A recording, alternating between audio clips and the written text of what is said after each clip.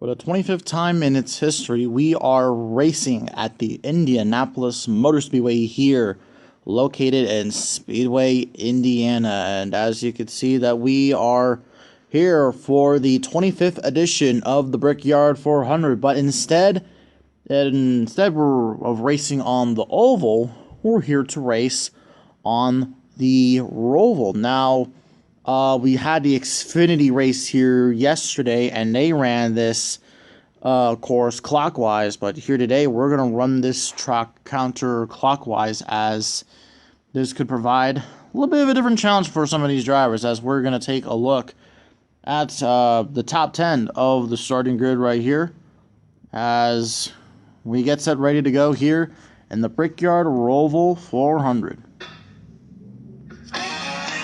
Joey Logano, driver for Team Penske. Team Penske has won the Indy 500 18 times. Kurt Busch drives for Chip Ganassi Racing. He's also won the Indy 500 as well. So Kurt Busch, he's been on a roll lately. Alex Bowman, Rick Hendrick, and Hendrick Motorsports have won the Brickyard 400 9 times. Jimmy Johnson has won 4 times with Hendrick Motorsports here at the Brickyard. He's in the number 48, his final one here. SHR, driver is Eric Almirola. They've yet to get a Brickyard 400, but their drivers have gotten the Brickyard 400, like Tony Stewart and Kevin Harvick. Denny Hamlin from Joe Gibbs Racing, he's still looking for a Brickyard 400 win, the Daytona 500 winner. Kyle Busch won this race back-to-back in 2015 and 2016. He has won here before at Indy. Martin Truex Jr. also looking for a win here. He's won the Southern and Coca-Cola races, the other Crown Jewel races, but he has not won Daytona or Indy. So he's looking for a win here. We got Brad Keselowski, another driver for Team Penske. He's also looking for a Brickyard 400 as well. It's still surprising to me how Team Penske has not yet won at the Brickyard yet, considering all the success they have and, well, the respective series. And then we got Chase Elliott right here. He was, well, he was the most recent road course, scratch that. He won Watkins Glen last year, and so a lot of people have him to win the race here today. As now we take a look at the setup here today for the Indianapolis Motor Speedway road course. Like I said before, we're going counterclockwise instead of clockwise here today, as the IndyCar series does and what the Xfinity race did yesterday. So, of course, we're using turns 1 and 2, and, of course, going into the infield and then on to the front straightaway here. Not much chicanes, but a lot of braking zones that a lot of drivers are going to keep in mind here, though. And albeit a lot of people were expecting more chicanes here, but looking here at your racing reference here today, it is 800 laps, 400 kilometers here today. So, I mean, we're not technically going 400 miles, but still 400 kilometers. Nonetheless, 31 cars is, of course, showed up here today, and Joey Logano is on pole here today as well. So, 25th time we're racing here, like I said before. And this will be our this will be the last race until the last race, because we're going to be taking a break here as Jeff Gordon and the Pace truck make their way to pit road. The green flag's in the air, and the Brickyard 400 is underway. Joey Logano leads the charging pack of all these bulls into turn 1 and 2, and onto the infield course they go. Using that line there, going around, using the wall, almost kissing the wall there a little bit.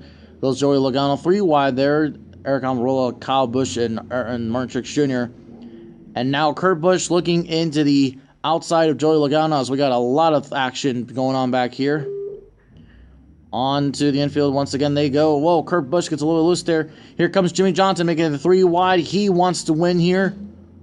As a matter of fact, he's actually planning on doing a lot of races or on road courses in IMSA and IndyCar, so that should be very interesting right there as they go down the front stretch. Jimmy Johnson to the outside, almost takes the lead there. Oh, I got a crash, and Jesus Christ! Christopher Bell on top of Eric Jones. And Eric Jones goes up and over. Oh, yeah, the JT Doherty racing cars also crashed as well. Oh, my, what? How the hell did that happen? I have no idea how that happened. Okay, so, I mean, of course I was expecting there to be a lot of contact, and we did have some practice here, and we knew what was going to happen and what was going to transpire, though, but my gosh.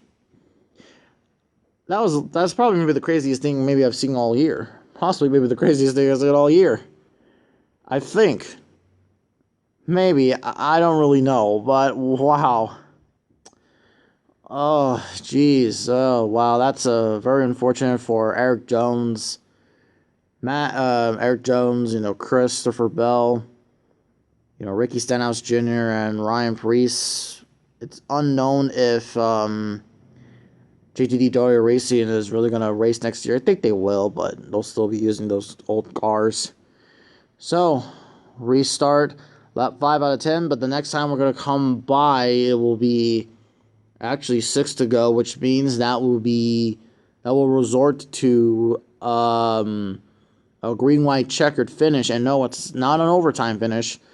Basically, what the green-white checkered basically means that if a race were to reach green, white, and checkered, that basically means, the next lap will be lap 6, and then the final lap will be on 7 before they complete that lap and all that sort of stuff. So yeah, and I'm surprising that we haven't had an overtime finishes in a while, though, but here we go. Green, white, checkered, attempt number 1. Joe Logano did not get a good restart right there, but Jimmy Johnson did, but Kurt Busch is making his moves on the 48 Jimmy Johnson right here, as you can see. And onto the infield, out of the infield course they go.